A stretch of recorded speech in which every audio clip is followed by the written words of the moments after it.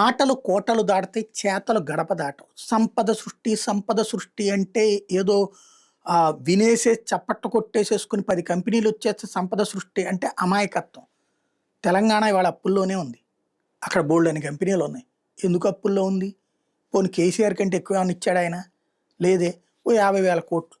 50 లక్షల కోట్లు అందులో ఖర్చు పెడితే 50,000 కోట్లు వస్తుంది నెలకి. సంపద సృష్టి అయినట్టు అది. కంపెనీలు వస్తే దాని నుంచి వచ్చే పన్నుల్లో నుంచి వచ్చేటటువంటిది అతి పరిమితం. సంపద అనేటటువంటిది సొంతగా సృష్టించుకోవాలంటే మన మున్సిపాలిటీలు కార్పొరేషన్లు చూసి నేర్చుకోవాలి. బిల్డింగులు కట్టారు, అద్దెలకు ఇచ్చారు.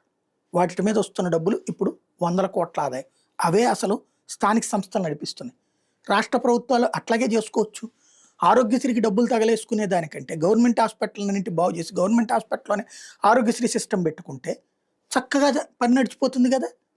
గవర్నమెంట్ డాక్టర్లకు తోడు ప్రైవేట్గా కూడా తీసుకోండి డాక్టర్లని.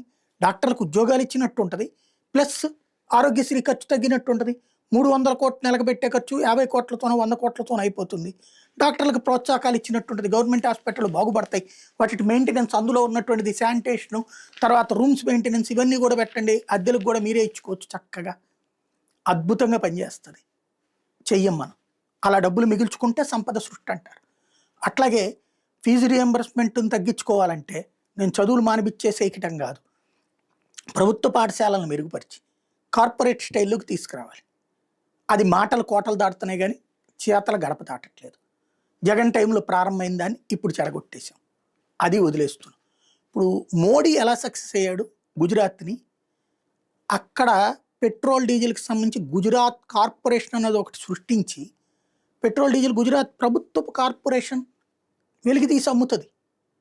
పెద్ద పెద్ద రిలయన్స్ వాళ్ళతో పోటీ పడింది అది. అప్పట్లో ఆంధ్రప్రదేశ్లో విషయం మీద రాజశేఖర రెడ్డి విమర్శించాడు. చంద్రబాబు నాయుడు తీసుకెళ్ళి రిలయన్స్ వాళ్ళకి ఇచ్చేశాడు, ₹1,00,00,000 డబ్బులు తినేసి అని చెప్పేసి. ఏది కేజీ బేసిన్లకు సంబంధించినటువంటి. తర్వాత రాజశేఖర రెడ్డి వచ్చాక తను బిడ్ వేయించాడు, కానీ ఫెయిల్ అయ్యింది. మళ్ళీ అప్పుడు ఓఎన్జీసీ వాళ్ళు వీళ్ళు తీసుకున్నారు. ఇప్పుడు మంచి ఛాన్స్ వచ్చింది. కేజీ బేసిన్లో చమురు వెలికితేతకి వేదాంతాకు అనుమతించారు. ఏం ఆంధ్రప్రదేశ్ రాష్ట్ర ప్రభుత్వం వెలికి తీసే కాంట్రాక్టు మనం తీసేసుకుని మనం ఏ అవుట్సోర్సింగ్ వాళ్ళకి ఇచ్చి చేయించుకున్నా మనకు ఒక 50, వాడికి ఒక 50 తీసుకోమంటే ఇద్దరికి డబ్బులు వస్తాయిగా, ఆదాయం వస్తుంది కదా. అవి కదా సంపద సృష్టి అంటే.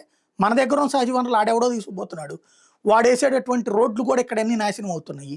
పైప్ లైన్లతో మన అమలాపురం అవన్నీ ఎట్లాంటి ఇబ్బంది పడుతున్నారు, గ్యాస్ వాటితో. అదే మనమే కనుక చేసుకుంటే అద్భుతంగా సాగేది కదా. ఇవి కదా సంపద సృష్టి అంటే. పెట్రోల్ మీద ఎంత డబ్బులు వస్తాయి? 8,000 కోట్ల ఆదాయం వస్తుంది. కానీ ఇట్లాంటి వాటి మీద మనం దృష్టి సారించట్లేదు. ఎంతసేపటికి భూములు ఎవరికో 99 పైసలకి ఇస్తే సంపద సృష్టి ఇట్లా నడుస్తున్నది. కాకపోతే అర్థవంతమైన చర్చ చేసే తీరిక, ఓపిక ఆంధ్రప్రదేశ్లో ఎవరికి లేదు. చదువుకున్న మూర్ఖులు కూడా రాజకీయ పార్టీల నాయకుల ట్రాప్లో పడిపోతుంటారు.